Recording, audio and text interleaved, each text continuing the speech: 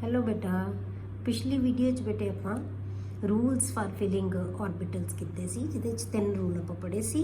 Of ਬਾਊ principal ਜਿਹੜਾ ਕਹਿੰਦਾ ਸੀ ਕਿ ਅਸੀਂ ऑर्बिटल्स ਨੂੰ increasing order of their energies fill ਕਰਦੇ ਹਾਂ। दूसरा रूल ਸੀ ਜਿਹੜਾ ਬੇਟੇ ਉਹ ਸੀ ਪੋਲੀਸ ਐਕਸਕਲੂਜਨ ਪ੍ਰਿੰਸੀਪਲ, ਜਿਹਦੇ ਅਕੋਰਡਿੰਗ ਆਪਾਂ ਕਿਹਾ ਸੀ ਕਿ ਇੱਕ ऑर्बिटल ਦੇ ਵਿੱਚ ਮੈਕਸਿਮਮ 2 ਇਲੈਕਟ੍ਰੋਨ ਆ ਸਕਦੇ ਤੇ ਉਹਨਾਂ ਦੀ ਦੋਨਾਂ ਦੀ ਸਪਿਨ ਹੈ ਜਿਹੜੀ ਉਹ ਆਪੋजिट होनी चाहिए। ठीक है। तीसरा रूल सी बेटे Hund's rule of maximum multiplicity. ਇਹਦੇ ਅਕੋਰਡਿੰਗ ਆਪਾਂ ਕੀ ਕਿਹਾ ਸੀ ਕਿ ਜੇ ਕੋਈ ਡੀਜਨਰੇਟ ऑर्बिटल्स ਹੁੰਦੇ ਆ ਜਿਵੇਂ p ऑर्बिटल्स ਹੈ 3 ਹੁੰਦੇ ਆ, d ऑर्बिटल 5 ਹੁੰਦੇ ਆ, f ऑर्बिटल 7 ਹੁੰਦੇ ਆ, ਉਹਨਾਂ ਦੇ ਵਿੱਚ ਜਿਹੜੀ ਪੇਅਰਿੰਗ ਹੈ ऑर्बिटल्स ਦੇ ਵਿੱਚ ਉਦੋਂ ਤੱਕ ਸਟਾਰਟ ਨਹੀਂ ਹੋ ਸਕਦੀ ਜਦੋਂ ਤੱਕ ਸਾਰੇ ਸਿੰਗਲੀ ਆਕੂਪਾਈਡ ਨਹੀਂ ਹੁੰਦੇ ਔਰ ਉਹਨਾਂ ਦੀ ਸਪਿਨ ਵੀ ਕੀ ਹੋਣੀ ਚਾਹੀਦੀ ਹੈ, ਪੈਰਲਲ ਹੋਣੀ ਚਾਹੀਦੀ ਹੈ। ठीक है। तो ये तीन रूल आप याद रखने हैं। हुण आप करते हैं इलैक्ट्रॉनिक कन्फिगरेशन ऑफ एटम्स। हुण आप एटम्स की इलैक्ट्रॉनिक कन्फिगरेशन करते हैं। हुण इहदे विच आपां किहनूं कहने हैं electronic configuration? The distribution of electrons into orbitals of an atom is called electronic configuration. कि और किसी भी एटम दे ऑर्बिटल्स दे विच जिहड़ी इलैक्ट्रॉन की डिस्ट्रीब्यूशन है ना कि किहड़े ऑर्बिटल किहड़े सबशैल दे किहड़े ऑर्बिटल च किन्ने इलैक्ट्रॉन है, ये सारा डिस्ट्रीब्यूशन है। इस डिस्ट्रीब्यूशन आपां की कह दिंदे आ इलैक्ट्रॉनिक कन्फिगरेशन। इनू आपां दो मैथड्स दे नाल रिप्रजेंट करते हैं बेटे। एक हुंदा है ऑर्बिटल डायग्राम, दूजा हुंदा है जिहड़े उन्हां दे सिंबल लिख के उस नोटेशन दे विच करते हैं सिंबॉलिक, जिन्हों आपां NLX नोटेशन कह दिंदे आ। ठीक है। पहलां आपां ऑर्बिटल डायग्राम करते हैं। ਇਹਦੇ ਅਕੋਰਡਿੰਗ ਆਪਾਂ ਕੀ ਲਵਾਂਗੇ, ਜਿਹੜੀ ਕਨਫੀਗਰੇਸ਼ਨ ਲਿਖਣੀ ਹੈ ਜਿਵੇਂ ਆਪਾਂ ਐਟੋਮਿਕ ਨੰਬਰ ਲੈ ਲਿਆ, ਐਲੀਮੈਂਟ ਲੈ ਲਿਆ ਤੇ ਉਹਦੀ ਇਲੈਕਟ੍ਰੋਨਿਕ ਕਨਫੀਗਰੇਸ਼ਨ। ਜਿਵੇਂ ਆਪਾਂ ਪਹਿਲਾਂ ਲੈ ਲਿਆ ਬੇਟੇ ਹਾਈਡਰੋਜਨ। ਹੁਣ ਹਾਈਡਰੋਜਨ ਦੇ ਵਿੱਚ ਕੀ ਹੈ ਬੇਟੇ, ਐਟੋਮਿਕ ਨੰਬਰ ਕਿੰਨਾ ਹਾਈਡਰੋਜਨ ਦਾ 1। ਸਾਨੂੰ ਪਤਾ ਹੈ ਕਿ ਹਾਈਡਰੋਜਨ ਦਾ ਨੰਬਰ ਕਿੰਨਾ 1 ਹੈ ਤੇ ਇਹਦੇ ਵਿੱਚ ਅਸੀਂ ਇਲੈਕਟ੍ਰੋਨ ਕਿਵੇਂ ਫਿਲ ਕਰਾਂਗੇ, ਕਿੱਥੇ ਜਾਏਗਾ, ਇੱਕੋ ਇਲੈਕਟ੍ਰੋਨ ਹੈ। ਕਿੱਥੋਂ ਸਟਾਰਟ ਕਰਨਾ ਹੈ, ਸਭ ਤੋਂ ਘੱਟ એનર્ਜੀ ਵਾਲਾ ऑर्बिटल ਕਿਹੜਾ ਹੈ 1s ਤੋਂ ਸ਼ੁਰੂ ਹੁੰਦਾ ਹੈ। ਤਾਂ ਆਪਾਂ ਕੀ ਲਵਾਂਗੇ 1s 'ਚ ਇੱਕੋ ਇਲੈਕਟ੍ਰੋਨ ਹੈ, ਇੱਕ ਇਲੈਕਟ੍ਰੋਨ ਸ਼ੋ ਕਰਤਾ ਅਸੀਂ ਤਾਂ ਆਪਾਂ ਨੂੰ ਇਹ ਤਾਂ ਪਤਾ ਹੈ ਕਿ ਇੱਕ ਸਪਿਨ ਹੈ ਜਿਹੜੀ ਆਪਾਂ ਅਪਵਰਡਸ ਕਰਦੇ ਹਾਂ, ਦੂਜੇ ਇਲੈਕਟ੍ਰੋਨ ਦੀ ਹਮੇਸ਼ਾ ਸਪਿਨ ਕੀ ਕਰਾਂਗੇ ਡਾਊਨਵਰਡਸ। ਫਿਰ ਦੂਸਰਾ ਐਲੀਮੈਂਟ ਆ ਗਿਆ ਹੀਲੀਅਮ। ਹੀਲੀਅਮ ਦੇ ਵਿੱਚ ਕਿੰਨਾ ਐਟੋਮਿਕ ਨੰਬਰ ਹੈ 2 ਹੈ ਤਾਂ 2 ਇਲੈਕਟ੍ਰੋਨ ਹੋਣਗੇ। ਦੋਨੋਂ ਇਲੈਕਟ੍ਰੋਨ ਕਿੱਥੇ ਜਾਣਗੇ, ਉਸੇ ऑर्बिटल 'ਚ ਜਾਣਗੇ। ਮੈਕਸਿਮਮ 2 ਆ ਸਕਦੇ ਸਾਨੂੰ ਪਤਾ ਹੈ ਤਾਂ ਦੋਨਾਂ ਦੀ ਸਪਿਨ ਕੀ ਹੋਏਗੀ, ਆਪੋਜ਼ਿਟ ਹੋਏਗੀ। ਤੀਸਰਾ ਜਿਹੜਾ ਐਲੀਮੈਂਟ ਹੈ ਉਹ ਲੀਥੀਅਮ ਹੈ। ਇਹਦਾ ਨੰਬਰ ਕਿੰਨਾ ਹੈ 3 है।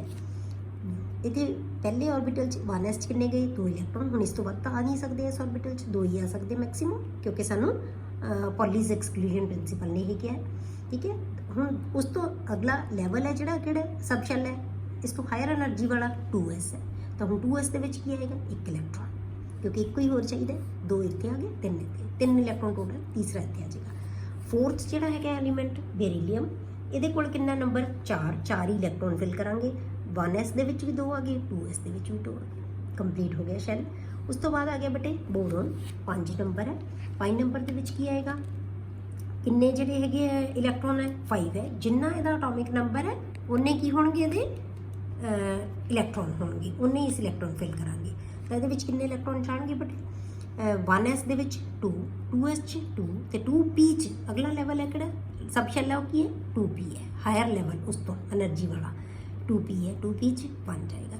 ਜਿਹੜਾ ਆਪਾਂ એનર્ਜੀ ਦਾ ਲੈਵਲ ਆਫ ਬਾਏ ਦੇ ਅਕੋਰਡਿੰਗ ਕੀਤਾ ਸੀ ਨਾ, ਉਹਨੂੰ ਯਾਦ ਰੱਖਣਾ ਬੇਟੇ, ਤਾਂ ਹੀ ਅਸੀਂ ਫਿਲਿੰਗ ਕਰ ਸਕਾਂਗੇ। ਠੀਕ ਹੈ। ਤਾਂ ਹੀ ਤੁਸੀਂ ਇਲੈਕਟ੍ਰੋਨਿਕ, ਤਾਂ ਹੀ ਮੈਂ ਪਿਛਲੀ ਵੀਡੀਓ 'ਚੋਂ ਕਰਵਾਇਆ ਸੀ ਕਿ ਉਹ ਯਾਦ ਹੋਵੇ ਤੁਹਾਨੂੰ, ਤਾਂ ਤੁਸੀਂ ਇਲੈਕਟ੍ਰੋਨਿਕ ਕਨਫਿਗਰੇਸ਼ਨ ਆਸਾਨੀ ਨਾਲ ਲਿਖ ਸਕਦੇ ਹੋ। ਠੀਕ ਹੈ।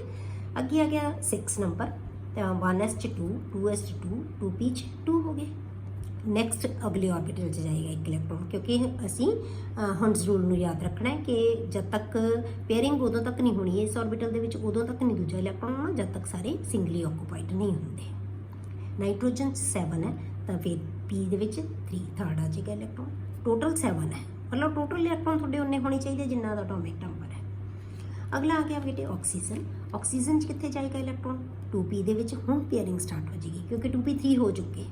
ਹੁਣ 4th इलैक्ट्रॉन कितने जाएगा पहले च। फ्लोरीन च 5th इलैक्ट्रॉन कितने आएगा दूजे च। नियोन च 6th इलैक्ट्रॉन कितने आएगा तीसरे च। हम सारे फुली फिल्ड हो गए। ये सारे ऑर्बिटल है जो की है फुली फिल्ड है। नियोन का 10 नंबर है तो 10 इलैक्ट्रॉन है 2, 4, 6, 8 एंड 10। क्लियर हो गया। उस तो बाद आप दूसरा जिहड़ा मैथड है वो मैथड की है, किवें असीं दूजी मैथड दे नाल इलैक्ट्रॉनिक कन्फिगरेशन लिखते हैं। ਉਹਦਾ मैथड की है, जिवें आपां लिखता बेटे SA का मतलब की है, S सब शेल है या ऑर्बिटल है, ए की है नंबर ऑफ इलैक्ट्रॉन्स है, ए की है नंबर ऑफ इलैक्ट्रॉन्स कि किन्ने इलैक्ट्रॉन्स इहदे विच होणगे। ठीक है, उस तो बाद आपां लैणा बेटे पी दे विच B इलैक्ट्रॉन, डी दे विच C इलैक्ट्रॉन, और इनू आपां की लिखते हैं NLX। ये की है NLX। हुण NLX का मतलब की है बेटे, N की चीज़ नू रिप्रेजेंट, इनू NLX नोटेशन कह दिंदे हैं। N की रिप्रेजेंट करता है principal number of principal shell, L की नू रिप्रेजेंट करता है नंबर ऑफ सब शैल, किहड़ा सब शैल है, X की रिप्रेजेंट करेगा नंबर ऑफ इलैक्ट्रॉन्स।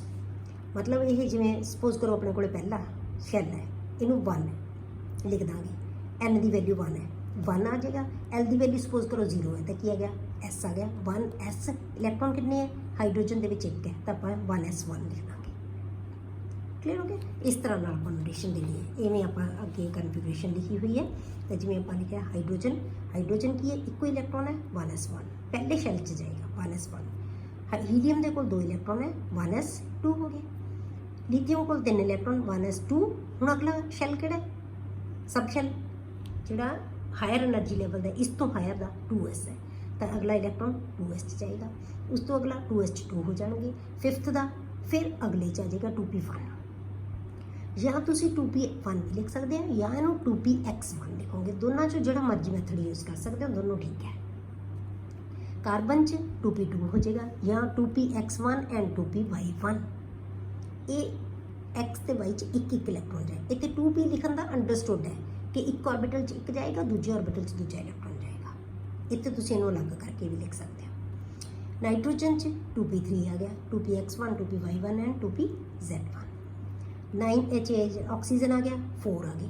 हुण 2PX दे विच 2 हो गए। जिवें आपां पिछे लिखिआ सी, बस इनू शॉर्ट करके लिख लिया, ऑर्बिटल नहीं बनाई। उत्थे असीं ऑर्बिटल पिक्चर बनाई सी, इत्थे असीं ऑर्बिटल नहीं, उन्हां दे नाम लिखते बस। ऑर्बिटल वही है, बस सिर्फ नाम लिखी है। उस तो बाद आ गया फ्लोरीन च की आ गया, P दे विच 5 आ गई, 2PX2, 2PY2 एंड 2PZ। फिर नियोन आ गया, नियोन दे विच 6 हो गए, एक कंप्लीटली फिल्ड हो गया 2P6। हुण ये भी कंप्लीट हो गया। हुण जिहड़ा नैक्सट होना है वो की आएगा, इस तो अगले हायर लैवल जाएगा। तो ना आपां सोडियम ले लिया 11 नंबर, तो की आएगा 1S2, 2S2, 2P6। इतों तक तो आना ही आना है नहीं। हुण हायर लैवल की है 3S कितने इलैक्ट्रॉन जाएगा 1, क्योंकि 10 तो कंप्लीट हो गए, 1 आ गया 3S1। क्लियर। हुण उस तो बाद या तुसीं इहनूं की लिख सकते हो बेटे, इत्थों तक कंप्लीट हो गए 3, तो आप की लिख सकते हैं नियोन लिख के ब्रैकेट के ऊपर लिख दो 10, क्योंकि 10 इलैक्ट्रॉन नियोन च आ गए, नियोन 10। उस तो बाद अगला ऑर्बिटल लिख दो 3S1। इसी तरह फिर मैग्नीशियम 12 नंबर, नियोन 10, 3S2 हो गया, या 1S2, 2S2, 2P6 and 3S2। Aluminium अगे 13 number, 1S2, 2S2, 2P6, 3S2 and 3P1। हम कितने जाएगा P च, अगला 3P है, फिर 3P1। 14 सिलिकॉन च 3P2 हो गया, 15 फास्फोरस च 3P3 हो गया, सल्फर 16 च 3P4 हो गया, क्लोरीन 17 च 3P5 हो गया, आर्गन 18 च 3P6। हुण 3P6 भी कंप्लीट हो गया। ठीक है, आर्गन दे विच जाके ये भी कंप्लीट हो गया, 3P भी कंप्लीट हो गया। हुण नियोन 10, 3S2 एंड 3P6। ये तो हुण आउणगे अगले च, मतलब इत्थों तक तो लिखना ही लिखना सी, ये कंप्लीट हो गए सारे। हुण इस तो अगला हायर लैवल किहड़ा बेटे 3D आना चाहिए, पर आपां की किया 3D का एनर्जी लैवल ज़्यादा होंदा है 4S नालों, तो 4S असीं पहलां फिल करांगे। हुण जिहड़ा 19 नंबर आएगा उत्थे असीं 4S कंप्लीट शुरू करांगे, मतलब फिल करना शुरू करांगे। तो के दे विच कितना आ गया 19 potassium, neon 10, 3S2, 3P6 and 4S1। ठीक है, अगे आ गया कैल्शियम 20 नंबर, तक ये आएगा 3P6 तक तो आना ही है, 4S2, क्योंकि मैक्सीमम 2 तो आने ही आने हर एक ऑर्बिटल दे विच।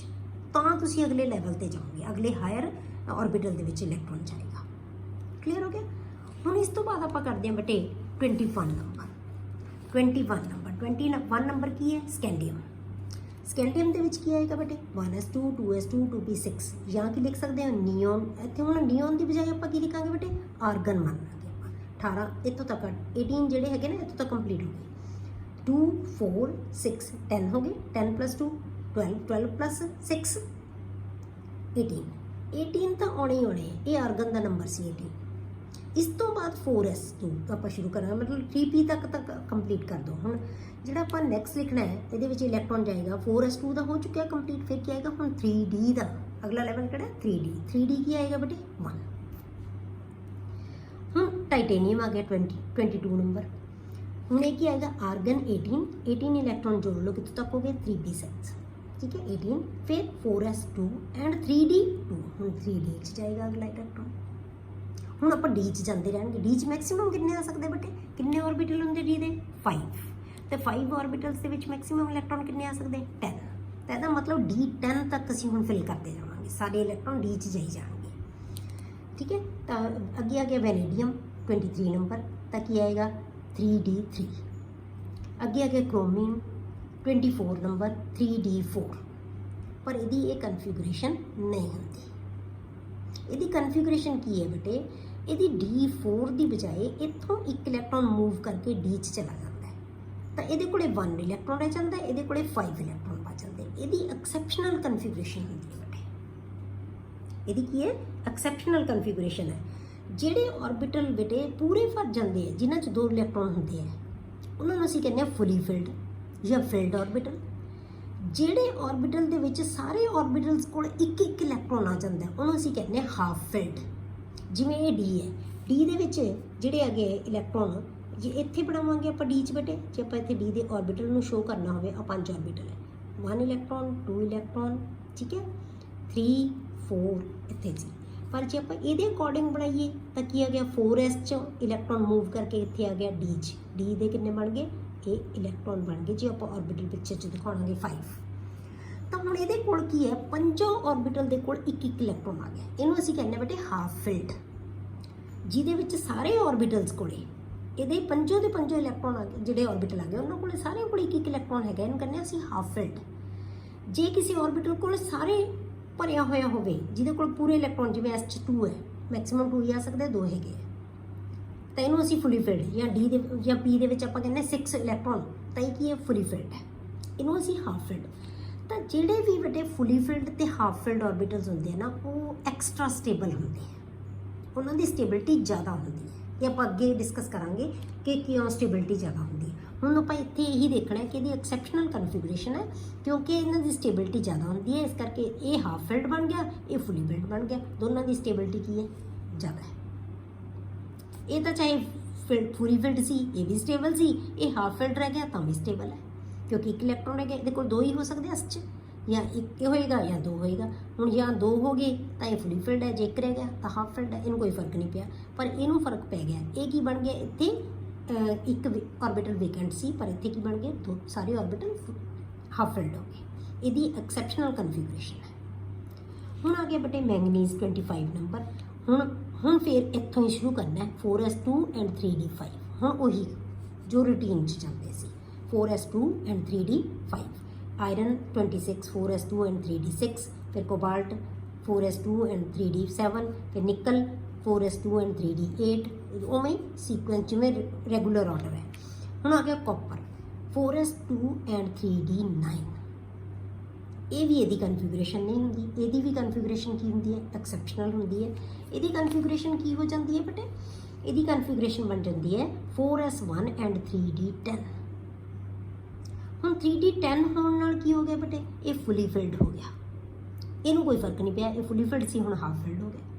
ਤੇ ਇਹਦੀ ਕਨਫੀਗਰੇਸ਼ਨ ਇਹਦੀ ਜਿਹੜੀ ਹੈ ਸਟੇਬਿਲਿਟੀ ਕੀ ਹੋਗੀ ਐਕਸਟਰਾ ਸਟੇਬਿਲਿਟੀ ਹੋ ਜਾਂਦੀ ਹੈ ਕਿਉਂਕਿ ਫੁਲੀ ਫਿਲਡ ਤੇ ਹਾਫ ਫਿਲਡ। ਹੁਣ ਇੱਥੋਂ ਇੱਕ ਇਲੈਕਟ੍ਰੋਨ ਗੇਨ ਕਰਨ ਨਾਲ ਇਹ ਹਾਫ ਫਿਲਡ ਬਣ ਗਿਆ। ਇਸ ਕਰਕੇ ਇਹਦੀ ਕਨਫੀਗਰੇਸ਼ਨ ਆਹ ਵਾਲੀ ਨਹੀਂ ਹੁੰਦੀ। ਇਹਦੀ ਕਨਫੀਗਰੇਸ਼ਨ ਕੀ ਹੈ ਇਹ ਵਾਲੀ ਕਨਫੀਗਰੇਸ਼ਨ ਹੈ। ਇਹਨੂੰ ਕਹਿੰਦੇ ਹਾਂ ਅਸੀਂ ਐਕਸੈਪਸ਼ਨਲ। ਹੁਣ ਇੱਥੇ ਕਨਫੀਗਰੇਸ਼ਨ ਇਹਨੂੰ ਮੰਨਣਾ ਤੁਸੀਂ ਆਹ ਵਾਲੀ ਕਨਫੀਗਰੇਸ਼ਨ ਹੈ ਇਹ ਲਵਾਂਗੇ ਐਕਸੈਪਸ਼ਨਲ ਕਨਫੀਗਰੇਸ਼ਨ। ਕਲੀਅਰ ਹੋ ਗਿਆ। ਹੁਣ ਆ ਗਿਆ ਬੇਟੇ Z ਦਾ ਨੰਬਰ ਕਿੰਨਾ ਹੈ Zn ਜ਼ਿੰਕ 30 ਨੰਬਰ। ਆਰਗਨ 18 ठीक है 4s2 and 3d10 ਹੁਣ ਤਾਂ ਫਿਰ ਉਸੇ ਤੋਂ ਫਿਰ ਸਟਾਰਟ ਕਰੋ 4s2 and 3d10 last electron D च जाएगा ਇਹਦੇ ਸਾਰੇ ਇਲੈਕਟ੍ਰੋਨ ਕੀ ਹੋ ਗਏ ਸਾਰੇ ऑर्बिटल फुली फिल्ड है क्लियर हो गया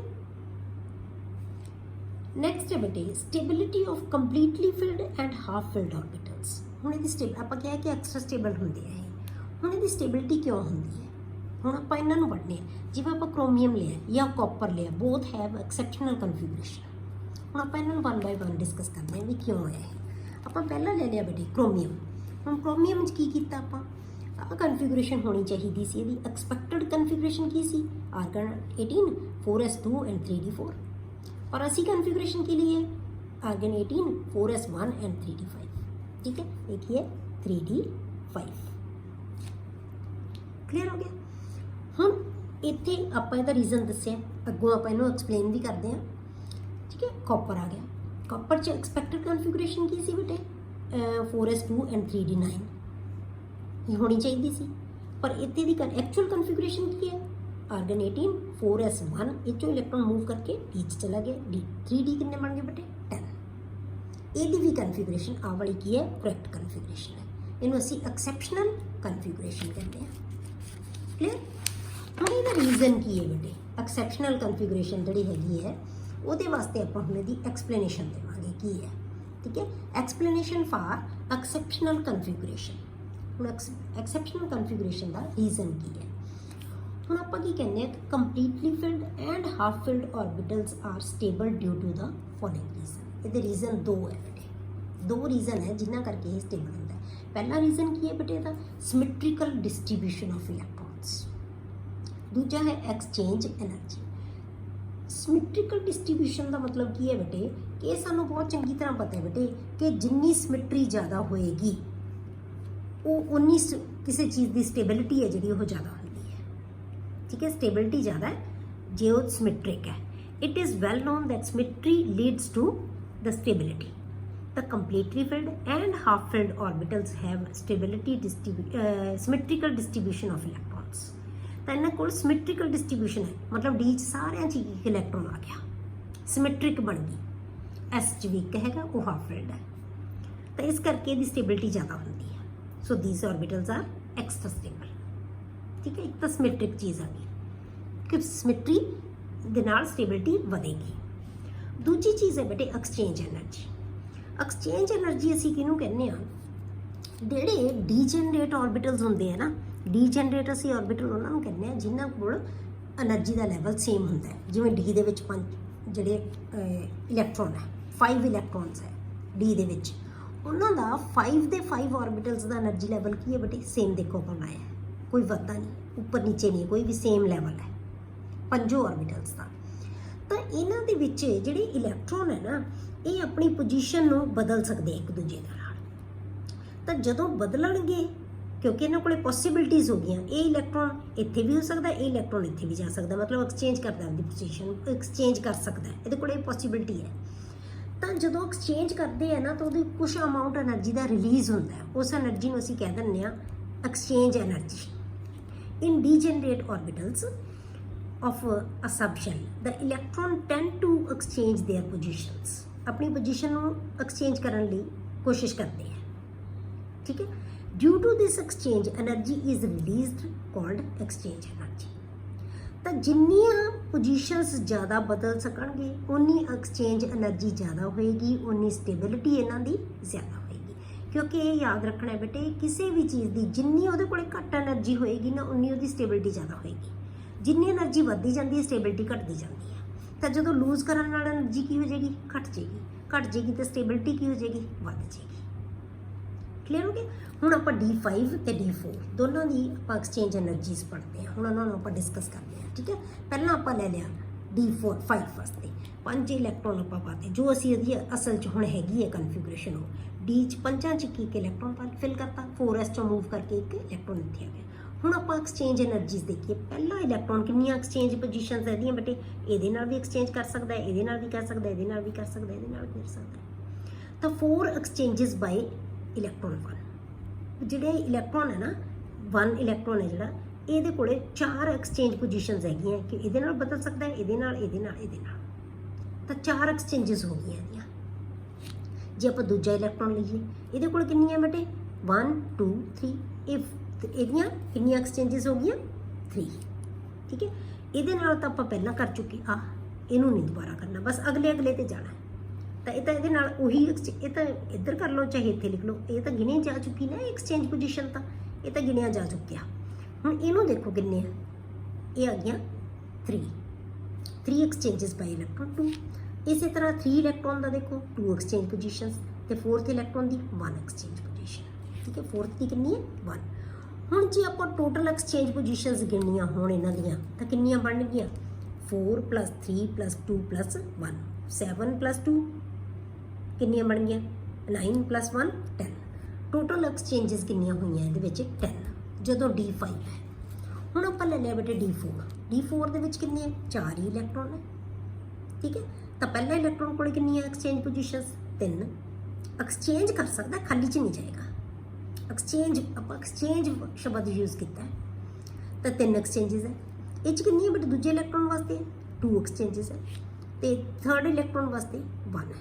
ਤਾਂ ਕਿੰਨੀਆਂ ਬਣ ਗਈਆਂ 3 + 2 + 1 6। ਇਹਦੀਆਂ 10 ਐਕਸਚੇਂਜ ਪੋਜੀਸ਼ਨਸ ਟੋਟਲ ਬਣੀਆਂ 5 ਦੀਆਂ, ਇਹਦੀਆਂ ਕਿੰਨੀਆਂ ਬਣੀਆਂ 6। ਤਾਂ ਜਿੰਨੀਆਂ ਐਕਸਚੇਂਜ ਪੋਜੀਸ਼ਨਸ ਜ਼ਿਆਦਾ ਹੋਣਗੀਆਂ ਬੇਟੇ ਉਨੀ એનર્ਜੀ ਜ਼ਿਆਦਾ ਰਿਲੀਜ਼ ਹੋਏਗੀ, ਤਾਂ total number of exchanges for D5 is 10 and total number of exchanges for D4 is 6। ਤਾਂ ਕਿਉਂਕਿ ਐਕਸਚੇਂਜ ਪੋਜੀਸ਼ਨਸ ਇਹਦੀਆਂ ਜ਼ਿਆਦਾ, એનર્ਜੀ ਰਿਲੀਜ਼ ਇਹਦੀ ਜ਼ਿਆਦਾ ਹੋਏਗੀ, ਤਾਂ ਇਸ ਕਰਕੇ ਇਹਦੀ ਸਟੇਬਿਲਿਟੀ ਹੈ ਜਿਹੜੀ ਜ਼ਿਆਦਾ ਹੋਏਗੀ, ਕਿਉਂਕਿ ਜਿੰਨੀ એનર્ਜੀ ਜ਼ਿਆਦਾ ਰਿਲੀਜ਼ ਕਰ ਦੇਗਾ ਉਨੀ ਇਹਦੀ ਸਟੇਬਿਲਿਟੀ ਹੈ ਜਿਹੜੀ ਉਹ ਵੱਧ ਜਾਏਗੀ। ਕਲੀਅਰ ਹੋ ਗਿਆ ਬੇਟੇ? ਇਹ ਆ ਗਿਆ ਤੁਹਾਡੇ ਕੋਲੇ ਕਿ ਕਿਵੇਂ ਅਸੀਂ ਇਲੈਕਟ੍ਰੋਨਿਕ ਕਨਫੀਗਰੇਸ਼ਨ ਲਿਖਣੀ ਹੈ। ਇਹਨੂੰ ਬਹੁਤ ਅੱਛੀ ਤਰ੍ਹਾਂ ਬੇਟੇ ਪੜ੍ਹਨਾ ਹੈ। ਕਿਤੇ ਵੀ ਕੋਈ ਸਮਝ ਨਾ ਆਉਂਦੀ ਹੋਵੇ ਤਾਂ ਮੈਨੂੰ ਪੁੱਛਣਾ ਹੈ, ਕਿ ਇਹ ਆਉਣੀ ਚਾਹੀਦੀ ਹੈ ਬਹੁਤ ਅੱਛੀ ਤਰ੍ਹਾਂ, ਕਿਉਂਕਿ ਬਹੁਤ ਜ਼ਿਆਦਾ ਚੀਜ਼ਾਂ ਜਿਹੜੀਆਂ ਆਪਾਂ ਕਹੇ ਕਿ ਪ੍ਰੋਪਰਟੀਜ਼ ਇਹਦੇ ਨਾਲ ਰਿਲੇਟਡ ਹੈ, ਤਾਂ ਕਨਫੀਗਰੇਸ਼ਨ ਦੇ ਵਿੱਚ ਕੋਈ ਡਾਊਟ ਨਹੀਂ ਹੋਣਾ ਚਾਹੀਦਾ। ਇਹ ਆਪਾਂ ਹਾਲੇ ਸਿਰਫ ਐਟਮਸ ਦੀ ਕਨਫੀਗਰੇਸ਼ਨ ਕੀਤੀ ਹੈ। ਤਾਂ ਹੁਣ ਆਪਾਂ ਨੈਕਸਟ ਵੀਡੀਓ ਦੇ ਵਿੱਚ ਬੇਟੇ ਆਪਾਂ ਕਰਾਂਗੇ configuration of ions the configuration ਕੀ ਹੁੰਦੀ ਹੈ। ਕਲੀਅਰ?